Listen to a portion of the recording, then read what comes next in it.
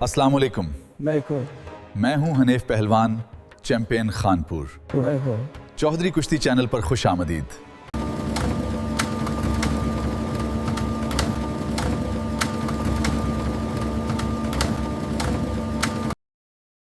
अस्सलाम वालेकुम दोस्तों, आपका मेज़बान चौधरी मोहम्मद इकराम ज़फ़र चौधरी कुश्ती चैनल से आपके लिए एक ख़ास वीडियो के साथ हाज़िर है। पहलवान ब्रदर ग्रुप ने किया एक और धमाका और उन्होंने बयाना उठाया और पहुंच गए इनाम पहलवान बट के पास और जाके उन्हें कहा कि आए फ़ैसला करते हैं कि अवामी रुस्तमे पाकिस्तान कौन है। गुल्लू पहलवान बट का बयाना पकड़ें और आसफ मोची के साथ उसकी करवा दें कुश्ती, और जो पहलवान जीत जाएगा वही होगा अवामी रुस्तमे पाकिस्तान। तो इस अमल के तनाज़ुर में इनाम पहलवान बट ने उनसे क्या कहा, ये लीजिए जज्जी पहलवान की ज़ुबानी पूरी वीडियो समाअत फरमाइए। बिस्मिल्लाहिर्रहमानिर्रहीम। मैं जज्जी पहलवान गुजरांवाला पहलवान ब्रदर ग्रुप, मैं मकसद वीडियो बनाने का मकसद ये वे कि जरा एक नूड़ा रुस्तमे पाकिस्तान दंगल फैसलाबाद के एक कोने च होया, ਉਹਨੂੰ ना आवाम ने पसंद किया ना किसी पहलवान ने किया। पहलवान ब्रदर ग्रुप जिदे सरबराह रियाज पहलवान सतारा पाकिस्तान ने असी एक फैसला किया कि आवाम की चाहती है।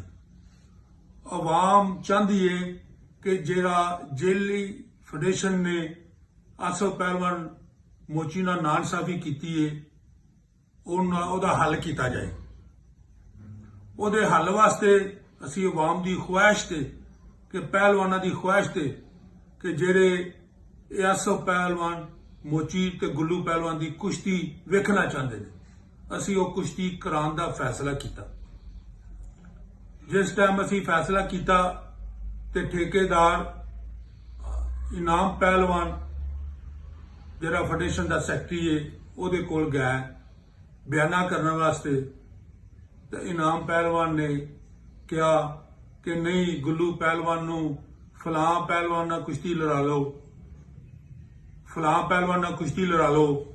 3-4 पहलवानों के पाकिस्तान दे नां लै, जिहदे जवाब विच ठेकेदारां ने कहा कि नहीं, असी गुल्लू पहलवान का बयाना आसफ पहलवान मोची नाल करन आया। जिस टाइम आसफ पहलवान मोची का नां आया ते फेडरेशन के सैकटरी इनाम पहलवान बहाना बनाने पै कि नहीं, गुल्लू पहलवान तो ये 3-4 महीने फ्री नहीं है, उन्हें बाहर जाना है, कैंप लगा है, ठीक है, वो कुश्ती 4 महीने अजे तक नहीं लड़ सकता। कि जो आसफ पहलवान मोची का नाम नहीं सी आया तो उदों कह रहा सी कि फलां पहलवान नाल कुश्ती लड़ा लो, फलां पहलवान नाल कुश्ती लड़ा लो। जिसले आसफ पहलवान मोची का नाम आया तो वह डर गया, खौफजदा हो गया कि नहीं, आसफ पहलवान मोची नाल असीं कुश्ती नहीं लड़ानी। ठेकेदार ने कहा कि चलो 4 महीने तुसीं कहंदे हो कि गुल्लू पहलवान फ्री नहीं होना, असीं 5 महीने बाद दंगल करा देंगे गुजरांवाले च। ये दंगल गुजरांवाले च होएगा तो 5 महीने बाद करा देंगे, जे 5 महीने नहीं तो 6 महीने बाद करा देंगे। तुसीं साडे नाल बयाना कर लो आसफ पहलवान मोची का ते गुल्लू पहलवान का। जितों इनाम पहलवान ने इनकार कर दिता, साफ इनकार कर दिता कि असीं आसफ पहलवान मोची नाल कुश्ती नहीं लड़नी, सानू किसी होर पहलवान नाल कुश्ती लड़ा लो। ये असीं कुश्ती कराने का फैसला क्यों किया? इस वास्ते किया पहलवान ब्रदर ग्रुप ने कि अवाम के ज़हन च ये चल रहा है कि असल रुस्तम कौन है। फेडरेशन का असल रुस्तम गुल्लू पहलवान है, अवाम का पाकिस्तान की अवाम का पाकिस्तान के पहलवानों का असल रुस्तम आसफ पहलवान मोची है। इस कशमकश असी ये फैसला किया ਕਿ ਇਹ ਗੁਜਰਾਂਵਾਲੇ 'ਚ ਇੱਕ ਦੰਗਲ ਕਰਾਇਆ ਜਾਏ ਜਿਹਦਾ ਨਾਂ ਅਸਲ ਰੁਸਤਮ ਦੰਗਲ ਰੱਖਿਆ ਜਾਏ।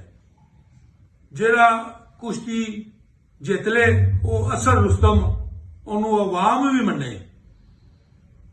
ਕੁਸ਼ਤੀ ਵੇਖੋ ਇੱਕ ਖੇਡ ਹੈ, ਇੱਕ ਫਨ ਹੈ। ਉਹਦੇ 'ਚ ਇਹ ਨਹੀਂ ਹੈ ਕਿ ਅਸਲ ਪਹਿਲਵਾਨ ਮੋਚੀ ਨਹੀਂ ਜਿੱਤਣਾ ਹੈ, ਗੁੱਲੂ ਪਹਿਲਵਾਨ ਵੀ ਜਿੱਤ ਸਕਦਾ ਹੈ। ਇਹ ਕੁਸ਼ਤੀ ਹੈ। ਅੱਲਾਹ ਤਾਲਾ ਜਿਹਨੂੰ ਇੱਜ਼ਤ ਦੇਵੇ ਇਸ ਫਨ ਨੂੰ ਕਾਇਮ ਰੱਖਣ ਵਾਸਤੇ ਇਹ ਇਨਾਮ ਪਹਿਲਵਾਨ ਨੂੰ ਕੁਸ਼ਤੀ ਦਾ ਬਿਆਨਾ ਕਰਨਾ ਚਾਹੀਦਾ ਸੀ। ਇਨਾਮ ਪਹਿਲਵਾਨ ਦੇ ਇਨਕਾਰ ਦੀ ਵਜ੍ਹਾ ਤੋਂ ਪਬਲਿਕ ਵਿੱਚ ਮਿਊਸੀ ਹੋਈ ਹੈ।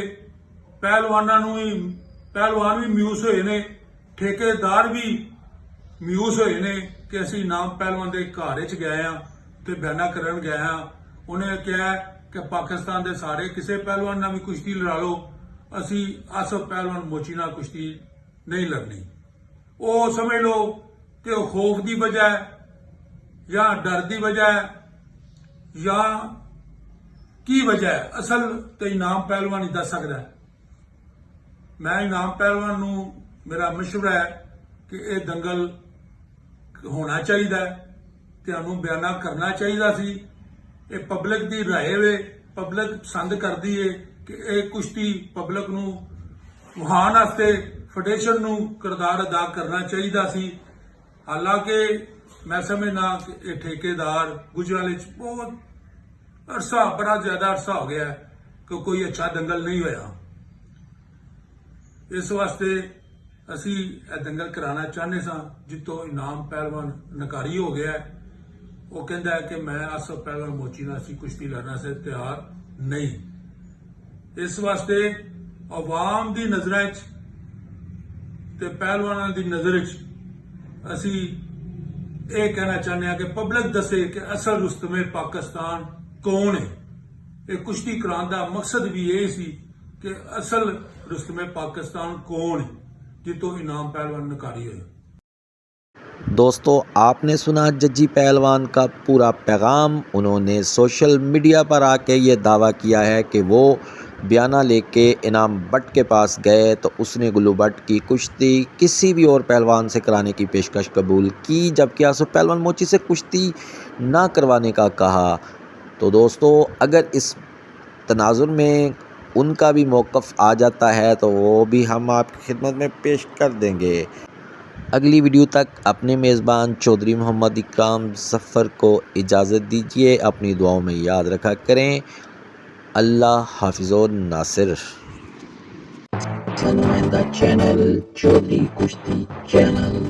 अगर आपको हमारी वीडियोस पसंद आती हैं तो चैनल को लाइक, शेयर और सब्सक्राइब कीजिए। शुक्रिया।